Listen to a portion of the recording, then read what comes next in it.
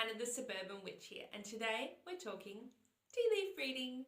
I'm going to tell you all about how to choose the right cup, the right tea leaves for you, and how to prepare the cup, as well as how to read the tea leaves as well. So stay tuned to find out everything you've wanted to know about tasseomancy or tea leaf reading. Okay, so first things first, we're going to look at the right type of cup. So I have a few here that I want to show you. Okay, so what we have here, I've pulled together 4 different cups that people might go to for tea leaf reading. Now, technically, I'm sure you can use any cup, that's fine. But I'm going to just talk about the cups that are going to work the best for you, okay? So first things first, this cup, okay? I made this cup, I love this cup. It's my favourite cup to drink my coffee or my tea from, but not when I'm tea leaf reading. Why? Look at the colour. That is so dark, it is too hard to see all the little patterns on the cup. A lot of the times when you're doing tea leaf reading, you're looking sometimes at the shapes between the leaves, so the white space, which you can't do with this. Or you're just looking for the shapes themselves in the leaves, but again, it's very difficult to see the small little leaves that might be making a small pattern, or even where they're located. The depth perception is off with a cup that is too dark. So anything that is black, navy, coloured like this, anything like that is not your friend. So you want a cup that is white on the inside. Okay, then we get to a cup like this, another perfect, beautiful teacup. If you look on the inside, it's white, that's great. It has a little pattern there. That's fine, you could probably see past that if you've got a cup with a pattern. However, see the shape? It's quite narrow at the bottom as well, right? So this gives you a lot of space in this vertical section, which can make it quite hard for the leaves to even stick there or even just to read it itself. I don't like using a cup that is too long and too narrow. Next, we can move to the cups that I do like to use. This one, my fave. Now, this one is very large. Look at my face. This is a big teacup, right? But it is nice and rounded. It has a rounded bottom. It's not narrow. It's quite wide. So that one I find really useful for knowing the depth and being able to see all the leaves at once. It also comes with a saucer, and you'll see why that is really crucial when you are reading your tea leaves. The other one I really like is this new one, which is from the Quirky Cup Collective. It's beautiful. Look at that. Gold everywhere. Don't pop it in the dishwasher. Now, this one, again, it's got a moon at the bottom, but that's fine. It's gold. I can see past that. So that one had a little image as well. It's a thing with teacups to put a little image in there. You can see past it as long as it's not overwhelming. And you'll know. Try it and see. And if you're like, I'm too distracted, use a different cup. So no harm done. Now, this one, again, it's wider. It's not too narrow. It's got a rounded base. That's what you want. And we have the saucer. This one actually has an added one, which I might even trial and error. I've not used the moon. See how there's the moon phases here? I might even look at a saucer reading. So when we do flip the cup over, we'll just see where things land on the saucer as well. It's an added step that you can do if you wish to. It's not something I've heard of other people doing, but hey, witchcraft and divination is all up to you. So you make it what it is. People read bones, people read clouds, people can read anything when it comes to divination. So I don't see why we couldn't use the moons here, and my knowledge of the moon phases and what they mean, that could be really useful as well. So pop that down and let's get started with how to choose the tea that you're going to use. Okay, so I've got 2 teas here that I'm going to show you the difference in. The first one is a standard black tea. This is one of my favourite teas. It's from T2, and this is called Melbourne Breakfast. I am a Melbourne girl at heart, born and bred, so that's why I love it. But it also tastes really nice. Now you can see that's a nice dark colour. It is black. The leaves themselves are quite narrow. I don't know if you can see that. They're quite narrow. So that's a really fantastic a really fantastic tea that you can use. I'm so sorry. My cat River has come to join us. Hello, River. My husband always says to shut the door when I'm filming, but if I do, she just stands at the door and goes, meow, paw, paw, paw. So to stop that, I just keep it open. Introducing my cat. Anyway, so that one has a narrow tea leaf, okay? Now, the good thing about a black tea, it often sinks to the bottom of the cup. There are 2 ways, I'll show you this later, but there are 2 ways we can read the tea leaves. Either when we're drinking it, having all the tea leaves in the cup loose, or you can just add them in at the end. I prefer the first option personally, but that doesn't work so well if you go with a herbal tea. And I'll show you the difference here. So, see these ones here? This has got, this is my, what I call my migraine prevention tea that I created. So it's lemon myrtle, lemongrass, and 2 different types of rose petals. So a red rose and a light pink rose petal as well. So that one, super light, okay? So that's going to float on the top of my water. And I will show you this as well, so you can see if I'm drinking from a cup with this on top, it's not very fun. So that's one where I'd use the second method where you pop it in afterwards. So you can read with this, but again, it's not uniform, right? There are so many different shapes in that. You could bypass this by maybe only using chamomile or lavender or something like that. Depending on what your divination purpose is or what your question is, can depend on the tea that you use as well. If you're wanting to, use this as an intuition exercise and enhance your intuition, or maybe find out the meaning of a dream, lavender could be a really good one to use. If you're wanting to do a little love reading on yourself and figure out, what's in your future, then rose petals are definitely the way to go. But again, you've got to take into account that they're all different shapes, whereas the other one, the black tea, is a lot more uniform. So the shapes that it creates together, I find, hold a little bit more weight in the cup itself. Now let's look at the teapot itself. I have 2 here to show you. Again, super pretty. I'm very girly and I love my feminine teapots. So this one, let me just get the lid off. If you have a look on the inside, you can see it's actually got like a little filter in there. It's quite big though, so a lot still comes through. So this one doesn't come with its own little tea holder, if that makes sense. So what you can do with this one, pop the tea in loose into here, and then whatever comes out the spout is what's supposed to come out, okay? But I have found that sometimes it can get clogged and then you don't really get any leaves in the bottom. To bypass that, you just scoop some out with a teaspoon at the end, pop it into your teacup, and then read from there. So not the end of the world. I will be using this one today to show you my herbal tea. Now, no I won't, I'll use my black tea. Herbal tea in this one. This one here. This is a bigger cup, bigger teapot, so this is for 2 and a bit cups. Now what we can see here is it comes with its own little infuser, right? So, and then that spout is completely, you can't really see with the shape, that spout's completely clear to let anything through. So what I'll often do with the black tea is I'll pop that into here and just let it pour all out. So whatever comes out of that spout is what's supposed to be in my cup. But with the herbal tea today, I'm actually going to put the herbal tea in here so that it is separate and add it later, because I don't like drinking herbal tea when it's all floating up and getting stuck in my teeth. But I'm actually going to show you what the herbal tea will be like in that regard. So bear with me as we go through all of that today. All right, everyone, I'm going to prepare my black tea first, okay? So my Melbourne breakfast tea. So I'm going to pop it into this one here that already has the little bit there. They're a smaller leaf, so that's going to be easier. Let's have a look. So what we do, the standard practice is 1 for the cup. So I'm using this as a 1 cup one and 1 for the pot. So 2 teaspoons in there.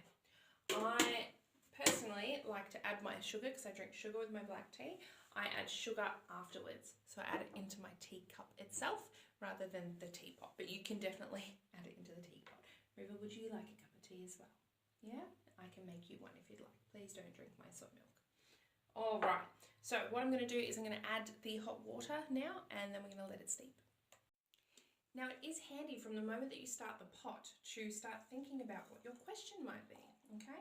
Now because I'm doing this not, as a question for myself, but more as an example, I don't really have a question, but I suppose I could just ask, general future, okay? What's in my general future? And you'd start that when you actually put the tea into the teapot, and then when you pour it all in and, let it steep. So we're going to steep that covered. Always steep your teas covered, guys. Keeps all the flavour in there. So I'm going to leave that for about 10 minutes, and then I'm going to show you the other one as well. So what I'm going to do is show you what happens if you don't use the filter for the herbal tea. So you can see what we don't want.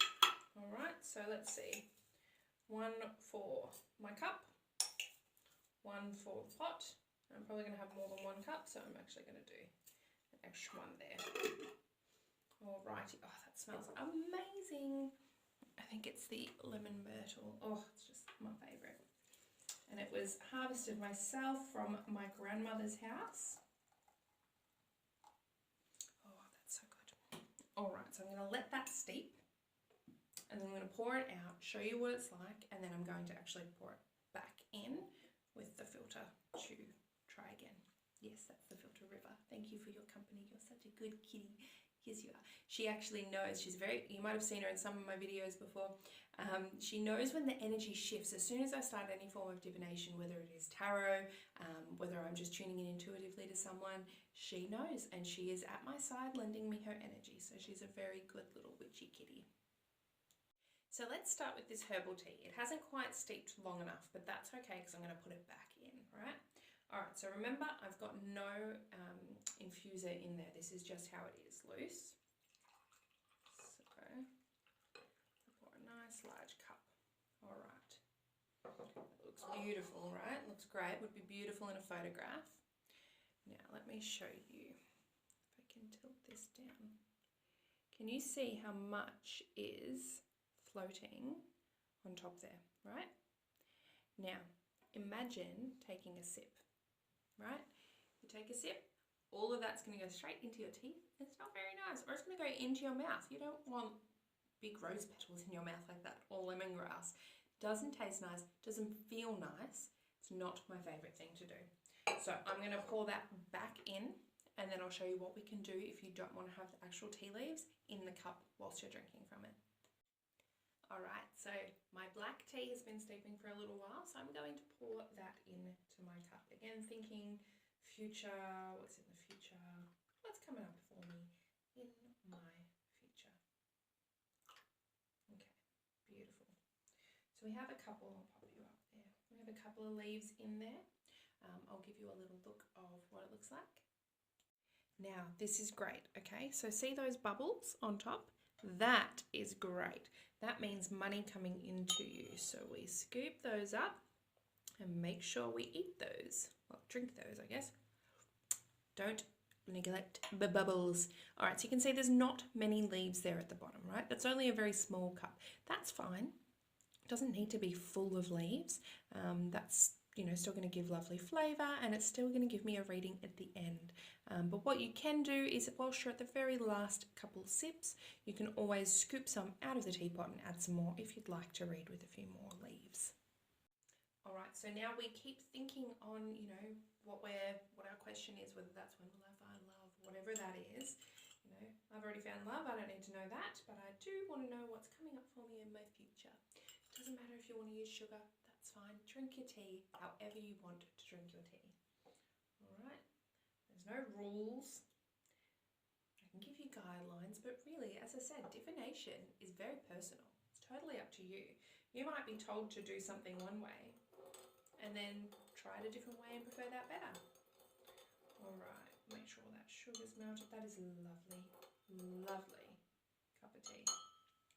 Can't wait. So I'm going to drink this. I'm not going to put you guys through watching me drink 2 massive cups of tea because that's not fun. But I will come back when it's close to the end so you can see exactly what you need to see. Cheers. Hello, back again. So we are back to the last sip. All right, so what you want, oh, is that going to be possible? Let's tilt you down a little bit. What you want is about that much liquid, right? Enough that you can swirl it, but not too much, right? You just want a little bit, okay? So we can swirl. I might even take a little bit out. Now, a couple of things. So there's a few little like superstitions around it. Some people say that when you're drinking to only drink with your non-dominant hand, your left hand, that is your, well, here we go. There's two paths of thought. One is just the fact that it's non-dominant, so you're not trying to control things too much. The other one is that if it's your left hand, that's your non-dominant. So some people say left hand specifically, some say non-dominant. If it's your left hand, that's your receiving hand, that's your feminine side, that is your I'm open sort of hand. Whereas your right hand is your giving hand, that is your sort of putting information in. I don't really ascribe to this when I'm actually drinking my tea. I just want to drink my tea. However, if I was to choose one, I would actually say my right hand is almost giving my intent and my energy to this cup as I'm drinking it, right? Because that's your giving hand, your masculine hand. So that's total personal preference. I don't think that part's super necessary. I think the next part, I don't know if it's just because I've made it into a ritual, and there is so much importance in ritual. When you do something and then do it over and over and over, you're putting a lot of energy into it. You're almost making it a thought form of its own, an entity or an energy of its own accord, all right? So there is a lot of power in ritual. So I'm very strict on my next step, which is the actual reading of the leaves. Now there's only a couple in there, and I want to show you guys, quite a big cup. So I'm going to do the other thing that you can do. And this is what we will do with our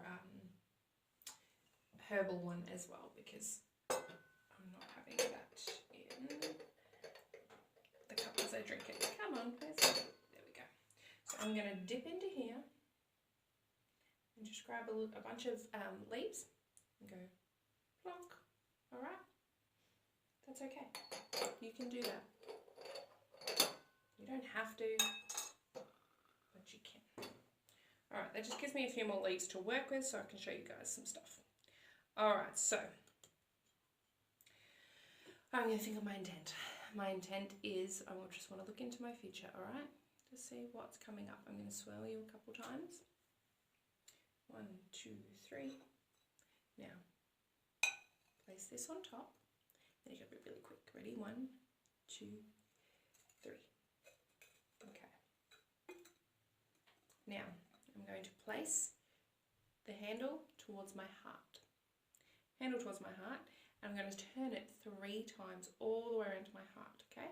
Whilst we're thinking on what we want. So we're thinking about the future, showing me what's in my future. That's 1. What is coming up for me? That's 2. Show me my future, please. 3. Okay, now tap 3 times on the base. 1, 1, 2, 3. What does that do? Well, it just gets the rest of the drips out and any loose leaves that were just hanging on by a thread. All right. Now we're lifting it up. Now notice I did all of that with my left hand. All of that with my non-dominant, okay? That's part of my ritual. Again, go with what your gut tells you to do, what's going to be right for you. Use your intuition, tune in with your body. All right, so if you do it with one hand and you feel a little bit constricted or uneasy, then switch hands. It's the wrong hand for you, okay? I use my left hand. Now that is a beautiful cup. That looks great, okay? This one, I'm going to show you. Oh, look at that. Beautiful. And again, I said about this tea leaf, right, on the saucer. So what we can see here, a couple of leaves that didn't want to join the party, and those moons as well. So whereabouts is my... I've got 2 leaves there on a moon, actually on specific moons. One is on the waxing crescent moon, and one is on a waxing first quarter moon. But the bigger one is on a waxing crescent moon, which is the moon phase I was born under. So that's interesting. That's really cool. I almost intuitively, so when I start tuning in, it's almost like an idea pops into your head. So if you're new to using your intuition or to divination in general, you need to be aware of your clairs, because any form like this straight away opens my clairs up. Right? As soon as I start tuning in using a tool like tea leaves, my clairs open up. So I use clairaudience, clairvoyance, and clairsentience. Okay, so clear feeling, clear seeing, clear hearing. When I get a clairaudient hit, sometimes, very rarely, I can hear it with my physical ears. Freaks me out, and so my guides know, don't do that anymore. Freaks me out, I don't like it. So instead I get almost like a thought in my head that I didn't make, right? If you do a lot of meditation, you will start to get to know your own thoughts and what your brain normally does and how it thinks. So you'll be able to discern when a thought is not from you. That's how I use my intuition. And that's how when I'm reading the cards, if I get something that, a lot of people will say that's not a traditional meaning. No, that's what my intuition came through with the card. The card helped bring it out, weaves into the story, blah, blah, blah. but yes, that's what I call an intuitive hit. So if I ever do a tarot reading for you, sometimes you'll hear me say, the word I got when I turned this over was, and that's an intuitive hit. All right, so the word or idea I got when I looked at this just then, when I was talking about those moon phases, is the first one is the waxing crescent. I know that I was born on a waxing crescent moon, right? And that's quite a big one. That's like a big moment. And then the other one on the waxing first quarter, for whatever reason, I just got the idea maybe that's when I'll pass away, on a waxing first quarter moon. So that's an intriguing one for me. It's not something, I've never tried to do predictions on my own time of passing or anything. So that's fun. I think that's fun, right? And there's a waxing first quarter moon every 30 days. So it's not like I'm going to be waiting around going, oh, it's today the day. But that's just really intriguing. We've now got video evidence. Let's see how that pans out, right? But as with all divination, we all have free will, right? So things can change it, right? If I decide to take my own life, and look at that, I've picked this up, and that little bit of liquid there just moved it around and moved it to a waning crescent moon. That's funny. All right. There you go. That's just looking at my saucer. I like that. I like that. All right. So let's have a look at this cup specifically. When we read it, we always want the handle to be directed at our heart. Okay. That's the way we read the cup. So I'm just going to do a soft gaze. There's a few sections to this, but I'm going to do a soft gaze and just see if there's any images that I can pick up on. And then what we're going to do is look at their positions in the cup and even the white space as well. So soft gaze means you're basically like semi-closing your eyes and just peeking through. Taking a deep breath. A lot of it is at the bottom of the cup. There's a little bit around the top. There's a few schools of thought. Again, use your intuition. But some people will say the closer to the bottom of the cup is, the more negative the outcome. And look, I do use that sometimes. It's just like with reading reversals in the tarot. Every now and then I'll do a spread and go, no, it doesn't want to be read reversed today. These are not meant to be read reversed. So same with this. Some days I'm like, okay, it's at the bottom of the cup. That means it's more negative around whatever's coming up.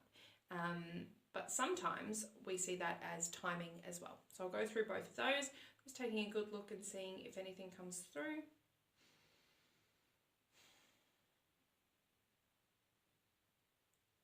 So I see on the right hand side a bird in flight. I see a fire.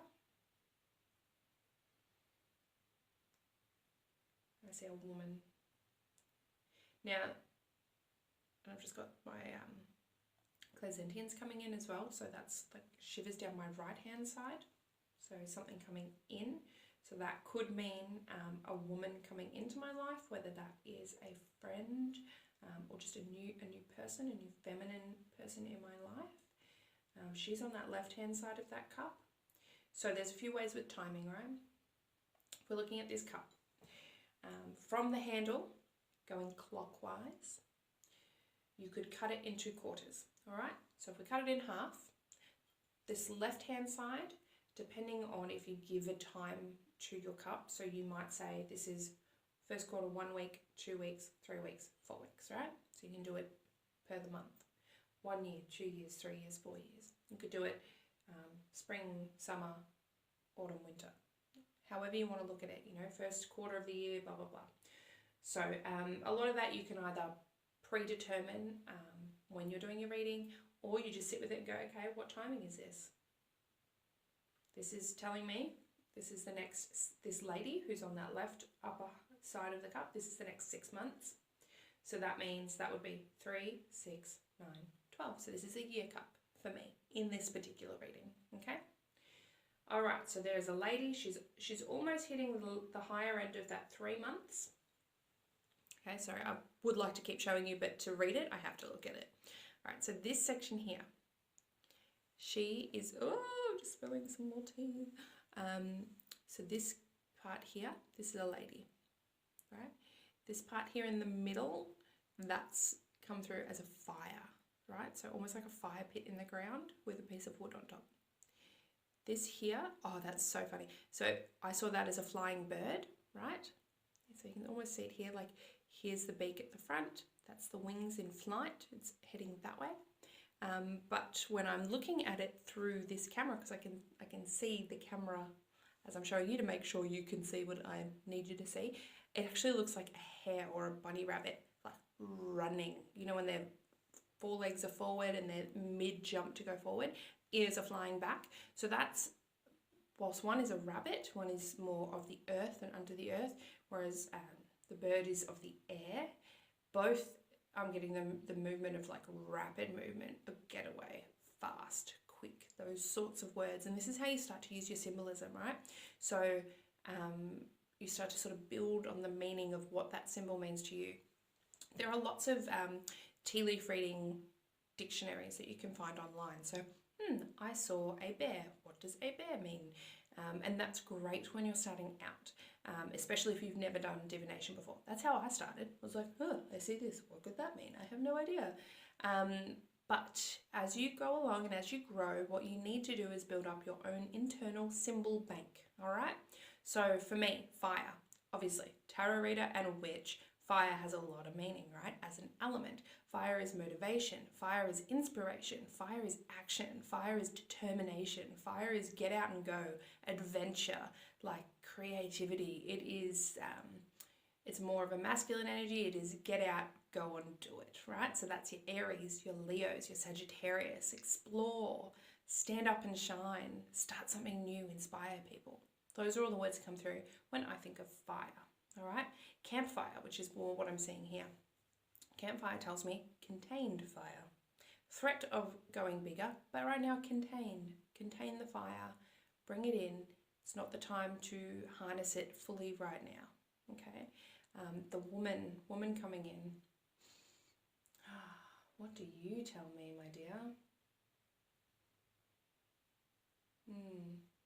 It's interesting. So remember how we have this gold crescent moon at the bottom of my cup, right?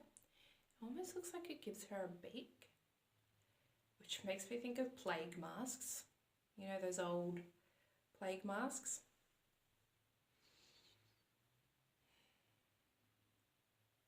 Okay. That feels more closed in when I'm looking at it and thinking on it now.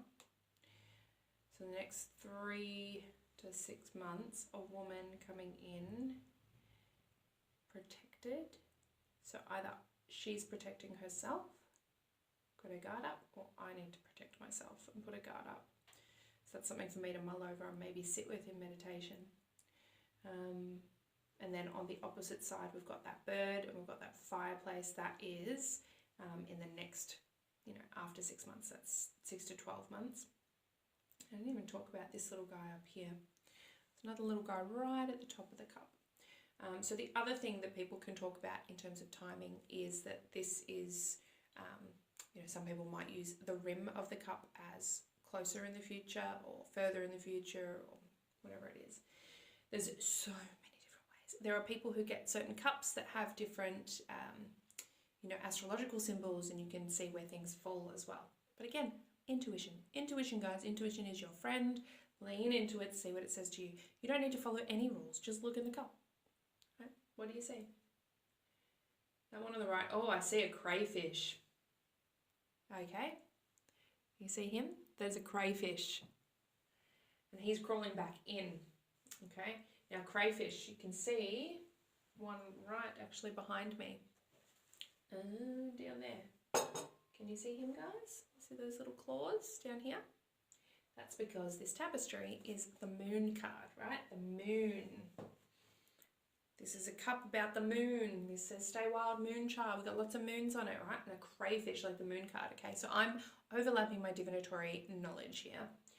Crayfish, okay, that is the beast from the depths within, right? That is our deepest, darkest fears. I've already had that sort of death idea come through. Now I'm getting this plague mask, contain the fire, and this like a rapid bird or rabbit fleeing, right? So this all in all, and if we go with that original thing that lower in the cup is a bit more negative, I feel there could be something coming up for me that has to do with either a woman or even my own femininity that's going to scare me and make me close in and try and protect it protect myself. There's the fire there. I'm going to try and contain my meanness, try and bring it in, because I don't want it to get too big, which will scare me and make me run away. And this has to do with my underlying subconscious fears. So there's some deeper fears there that I haven't dealt with in my shadow work, that's coming to the surface, and it's going to make me want to run or make me want to escape, right? Now that definitely, knowing myself, speaks to me. I'm a Scorpio moon, so things being sort of shrouded in secrecy, a bit darker, and then that, like, my sun's in the 9th house, so that idea of escape is a big thing for me. So I often want to run away and escape, especially when things come up. So that's something for me to be wary of, okay? All right, we'll see how that turns out. That's an interesting cup, guys. See what you see. Comment below. Tell me what you think it's about, all right? Okay, let's have a look. Whew, let's bring that energy back up. Let's have a look at what the floral one says for us and see where that takes us. All right, so I've just finished my floral tea. Delicious. And I'm just going to show you what it looks like in here. All right, so I do have a little bit of liquid in there, but it is a little bit stickier, right? Those rose petals just want to stick, so they don't really swish as well. So I'm just going to swirl, swirl, swirl, swirl. All right, now be prepared. This saucer makes a horrible sound. Okay. Ready, guys? 1, 2, 3, bam. Okay, remember, handle at my heart, okay? So I'm going to turn it around clockwise 3 times. 1, 2, 3. 1, 2, 3. Okay, good cup. Get that drip off. Okay, let's have a look. So you can see the difference in the black tea leaves and then these ones, right? They're a little bit softer. It can be a little bit tricky. Oh, I just poured up tea all over my rug. Put that towel down. No one will know. Okay, let me just make sure I've got all the tea out of there. There we go. So, yeah, it's a little bit softer, and it's not as like black and white, obviously. It's not as much negative space to decipher the images. That's interesting. As I'm telling you this, I'm already gazing into the cup through the camera. I might use this more often. This is great for me to tune in a different way. Because what I see, which I can see it there now, oh, I love that. That's great. 2 mermaids. Can you see it? Can you see that, right? Here's mermaid number 1. She's got her beautiful hair. She's holding her hands up. She's got something in her hands. There's her little tail. Mermaid number 2, bit bigger. This is the older mermaid. This is the younger mermaid. Older mermaid. Little tail down here. She's sitting. They're both sort of like sitting, floating. Okay. That's me. That's my daughter. You can even see the pink hair, right, from that pink rose petal, and then there's my daughter. She's giving me something. What else is coming through here?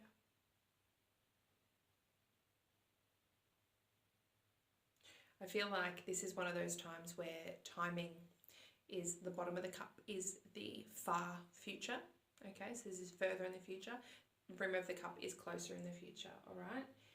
This feels like it's quite far away. I love that it's 2 mermaids. That's beautiful. We can see any of the other ones. Now, not every tea leaf and not everything in the cup is going to speak to you. You don't have to read every single symbol and every single tiny leaf, right? You're going to look for the major ones, the things that jump out at you. You can see, like, when I'm looking and I'm like, oh, bam, I see something. That's, you know, that's your intuition. That's you're reading the teacup. But if you see it and you're like, oh, what does this tiny piece of lemongrass mean? This one little square right here towards my heart. 1 square of lemongrass. Nothing. Doesn't mean anything to me. It's not striking me with anything. So ignore it. Might be unconventional advice, but ignore it. I actually almost feel like this might be just the future lookings of my daughter bringing another little mermaid to the family. So this could be, yeah, maybe just saying that one day I'm going to be a grandma. That's nice. It's a beautiful cup. So again, you can put your limitations on it before you start. You can say, I only want to read for the next year. What's happening in the next year for me? Or you can have a specific question, like when will I find love?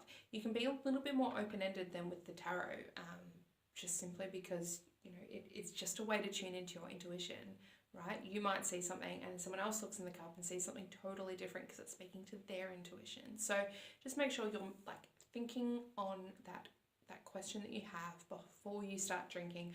Whilst you're drinking, just sort of put it into the whole thing, make it into a ritual. Like I've got my little thing with her turning it 3 times, tap 3 times.